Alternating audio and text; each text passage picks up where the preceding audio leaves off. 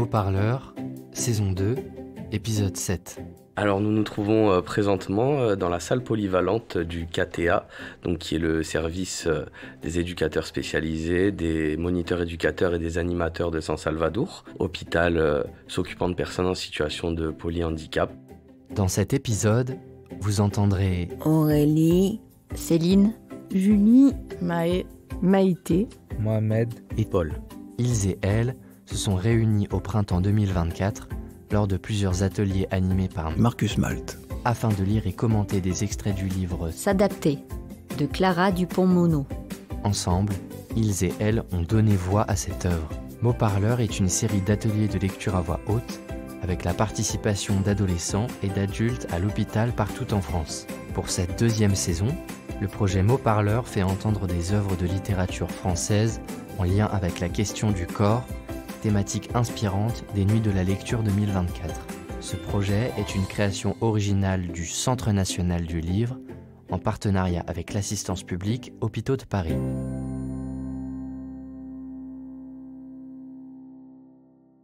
Chapitre 1. L'aîné. Au départ, la famille ne discerna pas le problème. Le bébé était même très beau. La mère recevait des invités venus du village ou des bourgs environnants. Les portières des voitures claquaient, les corps se dépliaient, risquaient quelques pas chaloupés. Pour arriver jusqu'au hameau, il avait fallu rouler sur des routes minuscules et sinueuses. Les estomacs étaient retournés. On parlait doux pour ne pas brusquer l'enfant, si sage dans son transat. Il sentait bon la fleur d'oranger, il semblait attentif et tranquille. Il avait les joues rondes et pâles, des cheveux bruns, de grands yeux noirs. Les montagnes ressemblaient à des matrones veillant sur le transat, les pieds dans les rivières et le corps nappé de vent. L'enfant était accepté, semblable aux autres. Ici, les bébés avaient les yeux noirs, les vieux étaient minces et secs. Tout était dans l'ordre.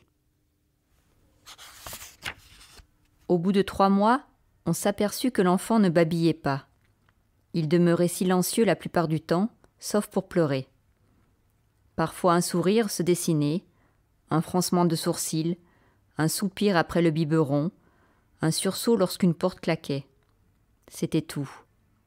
Pleurs, sourire, froncement, soupir, sursaut, rien d'autre. Il ne gigotait pas. Il restait calme, inerte, pensaient ses parents sans le dire. Il ne manifestait aucun intérêt pour les visages, les mobiles suspendus, les hochets.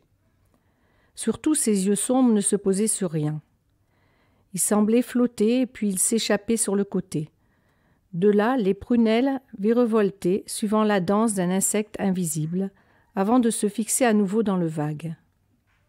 L'enfant ne voyait pas le pont, les 2 maisons hautes, ni la cour, séparées de la route par un très vieux mur de pierre rousse. Érigé là depuis toujours, 1000 fois démoli par les orages ou les convois, 1000 fois reconstruit. Il ne regardait pas la montagne à la port à paix, le dos planté d'un nombre infini d'arbres, fondus d'un torrent. Les yeux de l'enfant caressaient les paysages et les gens. Il ne s'attardait pas. Ils s'attendirent debout dans une salle, chancelant sur des dalles de caoutchouc gris, guettant un professeur. Il vint, les appela. Il tenait des radios à la main. Il les invita à s'asseoir. Sa voix fut douce pour un verdict sans appel. Leur enfant grandirait, certes, mais il resterait aveugle, ne marcherait pas, serait privé de parole, et ses membres n'obéiraient à rien, puisque le cerveau ne transmettait pas ce qu'il faut. Il pourrait pleurer ou exprimer son bien-être, mais pas plus. Ce serait un nouveau-né pour toujours. Enfin, pas tout à fait.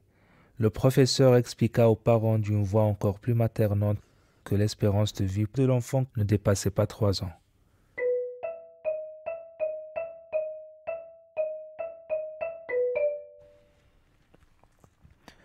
C'est l'histoire d'un enfant qui est né handicapé à cause d'une maladie génétique rare.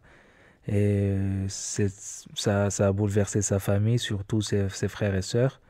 L'histoire est d'ailleurs racontée du point de vue de la fratrie. C'est un roman en grande partie autobiographique. Chacun composa avec sa réserve de courage. Les parents moururent un peu, quelque part dans le tréfonds de leur cœur d'adulte. Une lueur s'éteignit. Ils s'asseyaient sur le pont, au-dessus de la rivière, les mains enlacées, à la fois seuls et ensemble. Leurs jambes pendaient au-dessus du vide. Ils s'enveloppaient des bruits de la nuit comme on s'enroule dans une cape pour avoir chaud ou disparaître. Ils avaient peur. Ils se demandaient pourquoi nous, et aussi pourquoi lui, notre petit. Les deux autres enfants, eux, ne comprirent pas tout, sauf qu'une force dévastatrice, qu'ils ne nommèrent pas encore chagrin, les avait propulsés dans un monde coupé du monde. Un lieu où leur jeune sensibilité s'écorcherait sans que personne les aide. La belle innocence, c'était fini. Ce soir de Noël signa quelque chose d'irréversible. Durant les mois suivants, l'aîné s'attacha profondément. Avant, il y avait la vie, les autres. Maintenant, il y avait son frère. Leur chambre était côte à côte. Chaque matin, l'aîné s'éveillait avant la maisonnée, posait un pied à terre, frémissait au contact des tommettes. Il poussait la porte, se dirigeait vers le lit qui déployait ses volutes de fer blanche, dans lequel lui et sa sœur avaient dormi aussi, avant de grandir et de demander un couchage adapté.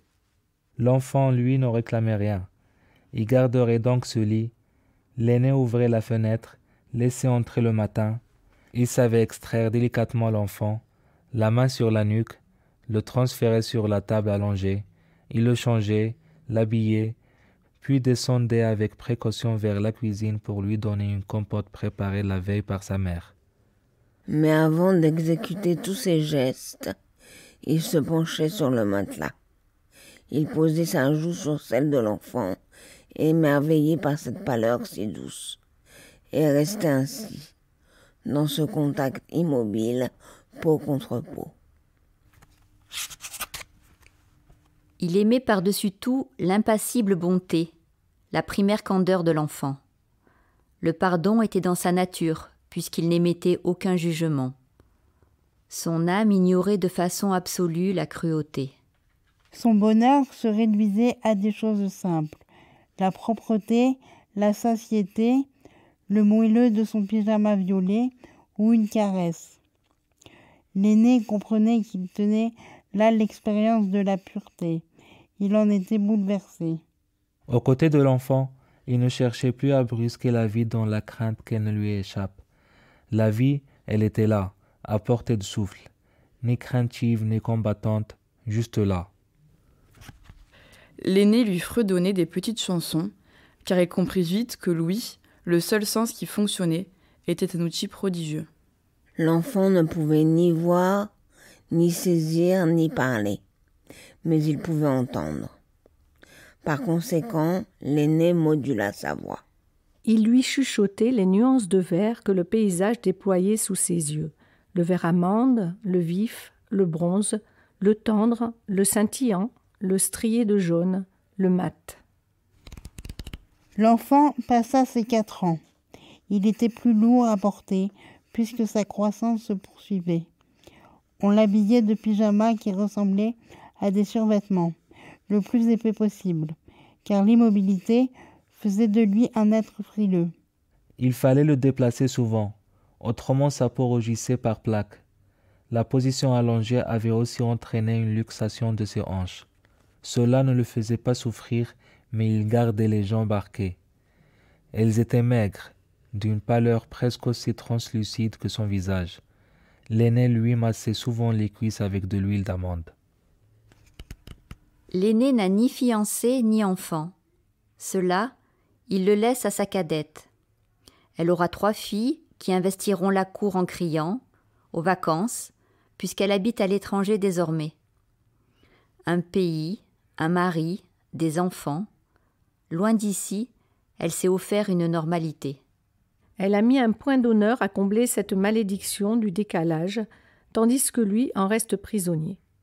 Mais peut-être se dit-il que c'est la leçon qu'elle a retenue en le regardant vivre, lui, l'aîné. Après tout, c'est son rôle, marcher en éclaireur, montrer ce qu'il ne faut pas faire.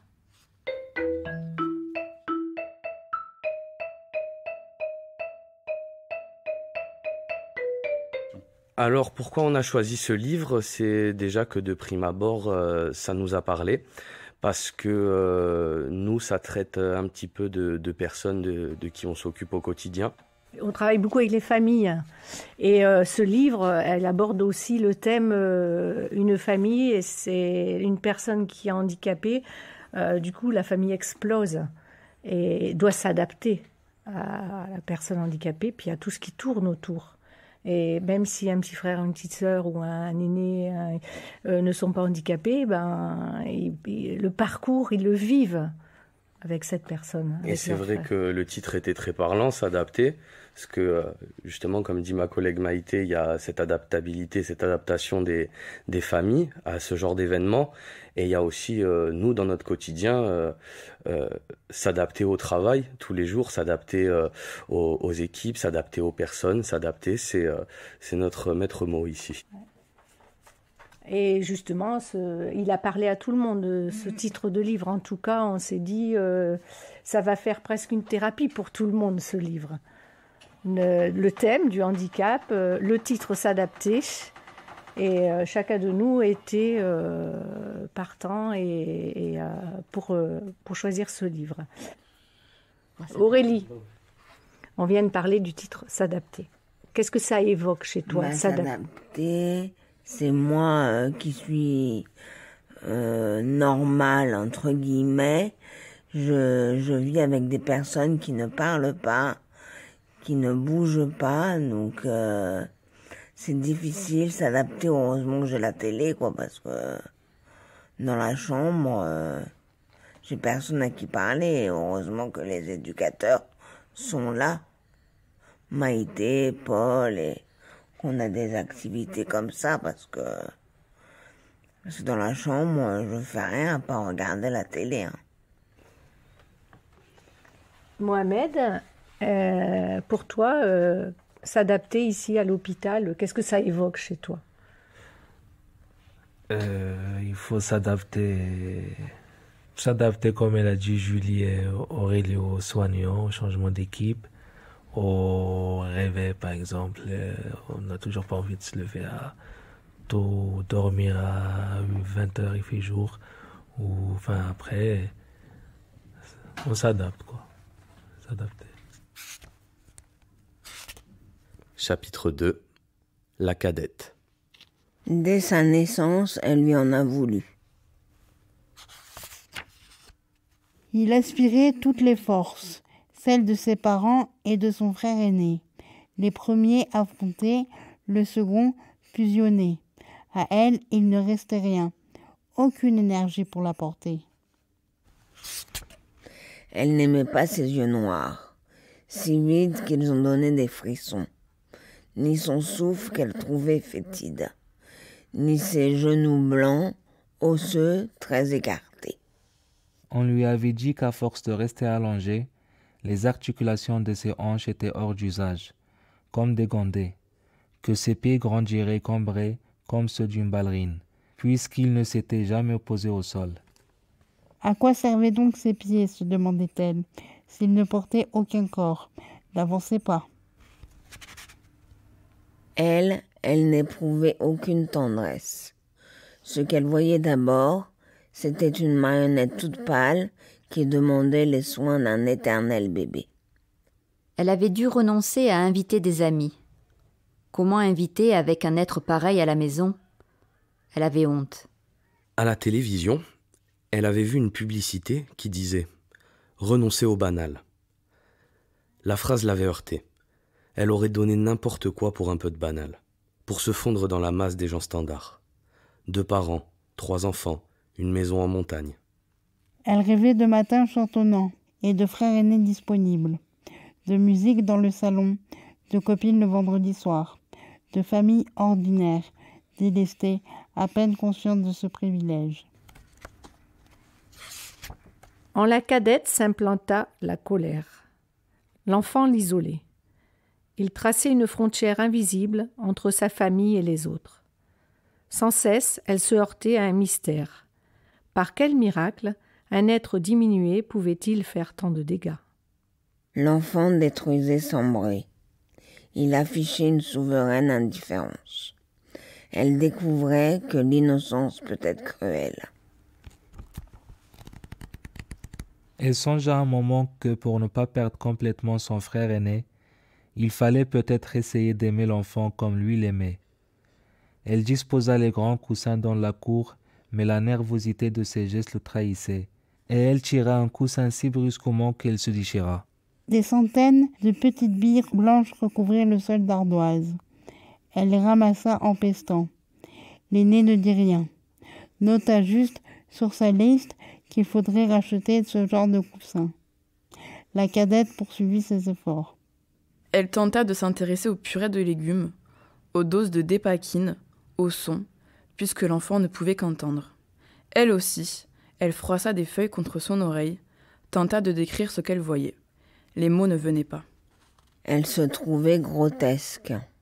Elle soupirait d'impatience, elle voulait secouer l'enfant, lui ordonner de se mettre debout et d'arrêter son cirque. On commençait à être fatigué. Lors des vacances, la grand-mère s'installait dans la première maison du hameau. Parfois, elle l'emmenait en voiture, plus haut dans la montagne, vers un arbre particulier. C'était un cèdre qui avait poussé sur la roche, en appelant de la route. En soi, c'était impossible. Aucun arbre ne pouvait planter ses racines dans la pierre. Pourtant, celui-ci s'est lancé vers le ciel avec la grâce d'un coup de cygne. Sa grand-mère arrêtait la voiture, se penchait sur le volant, levait la tête vers le tronc mince et disait « Celui-là, il a envie de vivre. » Elle ajoutait « Comme toi. » Les mois passant, la cadette raya l'enfant de sa vie, passa à l'ignorance complète. Elle se détourna du visage froissé de ses parents lorsqu'ils rentraient d'une journée administrative. Elle fit l'aveugle. Elle ne leur proposa aucun soutien, ne manifesta pas d'émotion quand les parents annoncèrent que l'enfant partirait dans une maison spécialisée, sur une prairie à des centaines de kilomètres, tenue par des bonnes sœurs qui s'occuperaient de lui. Elle devina le cœur tisonné de son frère aîné, assis à côté d'elle. Elle préféra se pencher sur son assiette pour séparer méthodiquement les tomates de sa salade. L'enfant partit vers sa prairie, elle respira. Avec lui disparaissaient les sentiments encombrants de dégoût, de colère et de culpabilité. Il emportait le versant noir de son âme. Elle n'aurait plus mal. Elle osa même espérer que son frère aîné revienne vers elle, même si, dans un premier temps, il s'évapora. C'est le seul mot qu'elle trouva pour décrire sa silhouette effacée, dont le seul pas dégageait une insondable tristesse. Il était pâle, le regard vague, semblait sans force. Il ressemblait à l'enfant. Elle entra au lycée. Elle se battit, là aussi, à la cantine, puis à l'intercours. Lorsqu'un professeur la rabroua en classe, elle renversa sa table. Elle fut exclue. Ses parents ne trouvèrent aucun établissement pour l'accueillir en cours d'année. Le seul qui l'accepta était cher et loin. À l'arrière de la voiture, au-dessus du siège adapté pour l'enfant, on avait suspendu un mobile avec un ours souriant tenant 2 bouquets de grelots. Il tintait à chaque tournant. La cadette détestait ce bruit.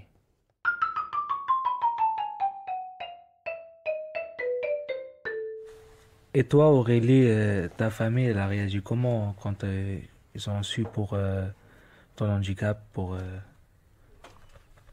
Alors moi, je m'en rappelle pas parce que j'ai été dans le coma. Donc, ma mère a toujours été présente et elle l'est encore aujourd'hui. Mes frères et sœurs, on est 14 enfants. Je suis la première. Les plus grands, j'ai des contacts, mais mes parents ont fini par divorcer. Et les plus petits, je les vois plus, quoi. Ils ont divorcé à l'annonce de ton handicap? Non. Avant. Avant que tu sois en situation de handicap. Mon accident, ouais. D'accord. Donc c'est pas ça qui a engendré la rupture? Non, je crois pas. Et tu es maman? Oui, je suis maman d'une petite fille de 14 ans. Mais que je ne vois pas grandir parce que je suis originaire de Paris, moi je suis parisienne. Et j'ai dû m'en aller de Paris parce qu'à Paris, il n'y avait pas de centre ou d'hôpital adapté pour moi.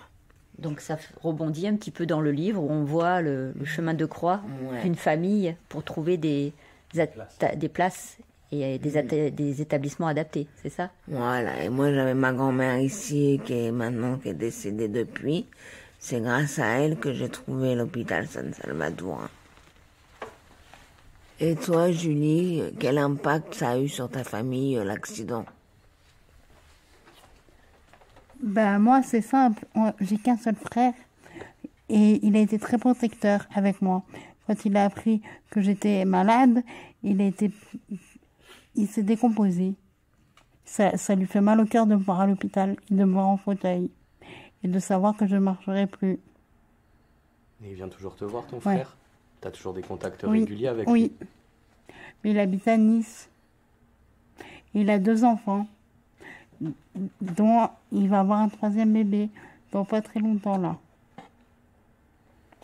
Et je suis maman aussi d'une petite fille qui va avoir 5 ans. Et avec son papa, suite à l'accident, on s'est séparés.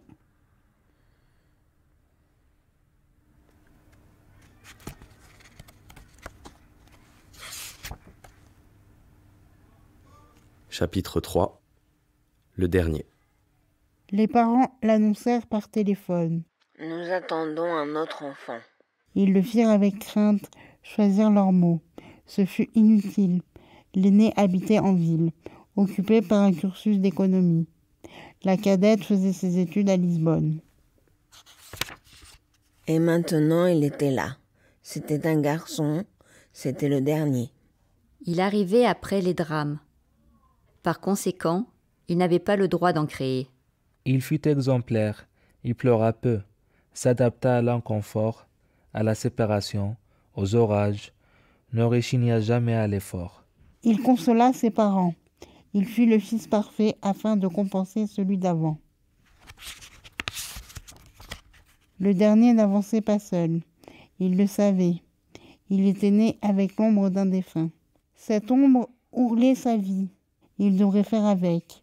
Il ne s'insurgea pas contre cette dualité forcée. Au contraire. Il l'intégra à sa vie.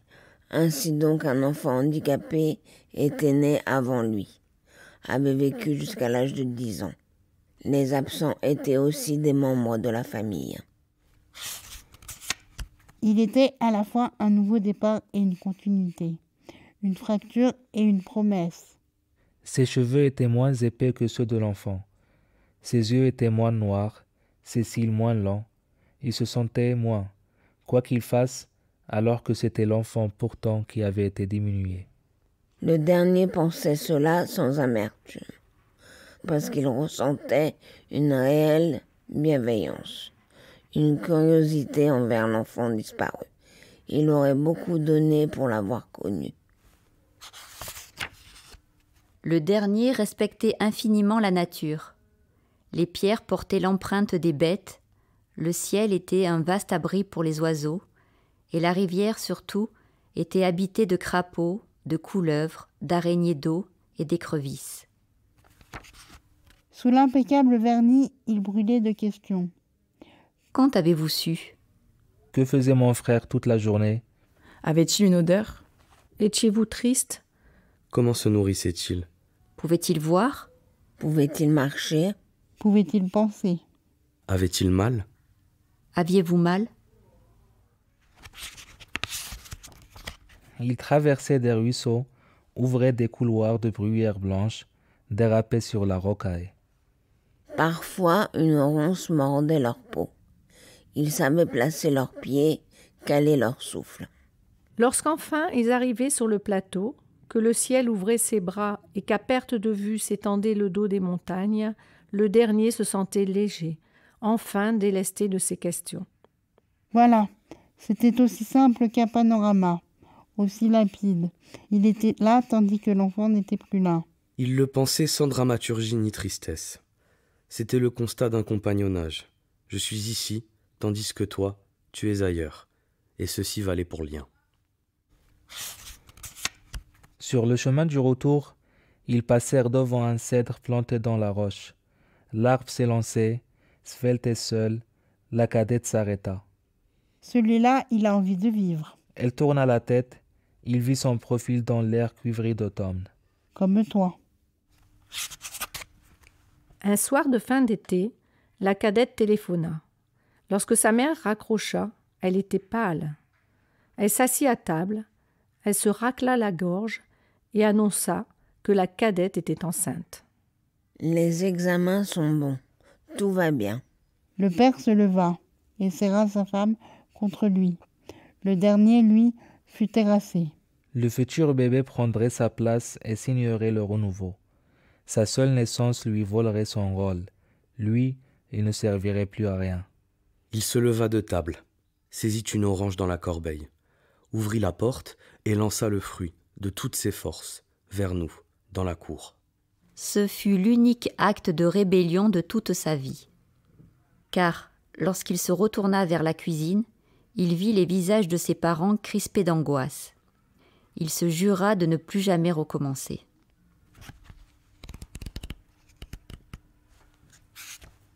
Ils se sont échappés un instant, frigorifiés.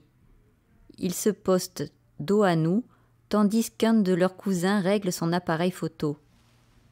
La cadette rit, d'une main elle frotte le dos de l'aîné, de l'autre tient le dernier par la nuque. Puis ils se figent tous les trois devant l'objectif. La photo est prise. La cadette, Elle enserre son ventre rond de ses mains, la tête penchée sur le côté. Ses lèvres sont roses, son front haut. Léger sourire, elle porte un col roulé gris. Ses cheveux recouvrent ses épaules. l'aîné, Il croise les bras, se tient droit, visage impénétrable, sauf le regard doux, derrière de fines lunettes en écaille. Épaules minces, chemise de directeur financier, cheveux bruns coupés courts. le dernier, Buste tendu vers l'avant, comme s'il marchait vers l'objectif. Visage rond, grand sourire malin, regard fendu, bouche étirée sur un appareil dentaire. Les cheveux plus clairs en bataille. Les trois ont les yeux cernés, un peu en amande, très grands, si sombres que la pupille se confond avec l'iris. Chacun eut droit à un tirage de cette photo. Lorsqu'il reçut la sienne, le dernier pensa qu'il y avait toujours eu le même nombre d'enfants sur les photos de famille. Seul le troisième changeait. Il se disait que sa sœur, comme lui et leur aîné, portait en elle 1000 ans d'existence. il se mit à rire tout seul, en pensant à cette fratrie étrange. Le lui dit, elle rit à son tour, du moins lui sembla-t-il, car sur cette draille, il ne voyait que son dos. On avançait seul dans la montagne. Il pensa que les gens d'ici ressemblent à leur chemin.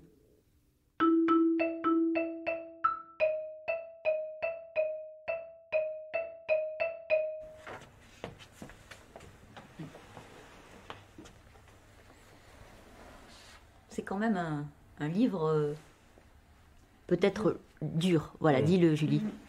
Parce que là, il y a quand même des blancs, il y a des silences. Hein, vous l'entendez. Oui. C'est un livre, c'est un thème qui est très dur, je trouve. Dans quel sens? Développe sur dur. Dans le sens du handicap. C'est quelque chose qui est tabou? Ouais. Et puis ça fait mal au cœur. De parler de sa maladie? Ouais. Et de voir le ressenti des gens? D'ailleurs, je pense qu'on peut rebondir sur le thème du livre qui a été choisi, ça a été collégial, hein, et finalement, on a ressenti tous que chacun d'entre vous et d'entre nous, on a eu de la difficulté à être dedans, quoi. Il y a toujours un moment où on était dedans, puis on lâchait, on revenait, on lâchait. Et on n'a pas ressenti l'engouement pour... Je parle du thème du livre. Hein. Il y a eu un grand engouement pour se retrouver tous ensemble chaque semaine. Il y a eu un réel plaisir à être ici. Mais pour ce choix du livre, ça revenait sans arrêt. Oh, c'est pas aussi bien, le livre est pas aussi bien que l'année dernière. Donc je crois que ça a dû y jouer aussi, ce thème sur le handicap, le corps. C'est pas facile hein, pour vous. C'est pas facile du tout même. Ils avaient envie peut-être d'échapper à ça, à ce thème. Et est-ce que la question qui est vraiment difficile, ce serait s'adapter à son propre corps qui a changé? Oui. S'adapter aux conditions de vie, à nos conditions de vie. Qui sont différentes d'avant. Moi qui conduisais, qui marchais, qui allait faire mes courses toute seule. Maintenant, je peux même plus aller aux toilettes, quoi. Je suis obligée de porter une protection et de me faire dessus. Franchement, c'est pas de la joie, quoi. Mais bon, il n'y a rien d'autre à faire, hein, à part supporter. S'adapter. Ouais. C'est tout le thème du livre aussi. Dans le livre, on voit en fait les familles, le regard extérieur des familles face à cet enfant, je pense, handicapé. Et là, les lecteurs qui sont là, c'est leur propre ressenti face à leur handicap. Et je pense que c'est ça qui est difficile. Et c'est difficile pour eux de parler, ou d'exprimer ce qu'ils ressentent, non? Dites-moi. Hein. C'est pour ça que moi, le livre ne le dit à personne. Je l'ai lu d'une traite. Celui-là, je n'arrivais pas à le lire. On l'a ressenti. Oui. On l'a ressenti, puisque chaque semaine, je disais alors, tu l'as lu, parce que tu étais toujours à lire un autre livre sur ton chevet, là, tu avais un autre bouquin. Je dis, mais pourquoi tu ne lis pas le livre? Et tu disais, je vais le faire, mais tu as toujours reporté. Oui. C'était pas le moment. Peut-être un jour, puisque tu l'as, ce livre. Peut-être un jour, tu seras prête à le lire. Peut-être. Vous avez envie de s'évader. Oui. De parler d'autre chose. Envie de s'évader et de parler d'autre chose. Et pas que ça soit encore redondant, encore avec la maladie et le handicap. Voilà. Alors que, vous vous souvenez, l'année dernière, c'était ce qui venait en premier, c'était on a oublié notre maladie, ça nous a fait du bien, ça nous a apporté, on s'est évadé, on n'avait pas l'impression d'être à l'hôpital quand on se retrouvait tous ensemble. Mais là, ça a été difficile de faire autrement, puisque le thème, on était dedans, quoi. On avait les pieds dedans, là. Ça renvoyait toujours à votre corps, à votre handicap. À nos conditions de vie. À vos conditions de vie.